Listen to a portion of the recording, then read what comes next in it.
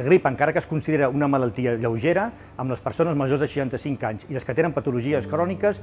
obliga a ingressos hospitalaris i estàncies a la UCI innecessàries. A més, s'ha de recordar que cada any moren a Espanya entre 5 i 10.000 persones de grip. Per tant, el primer objectiu és evitar la grip. En segon lloc, aquest any tenim una novetat i és que la vacuna de la grip ha canviat 4 dels seus components antigènics, per tant és tremendament important, inclús les persones que es van vacunar l'any passat es tornin a vacunar perquè no tindran anticossos contra aquestes noves soques que se sap que circularan a partir de novembre i és important tindre aquest reforç immunològic. A més, tenim una vacuna nova,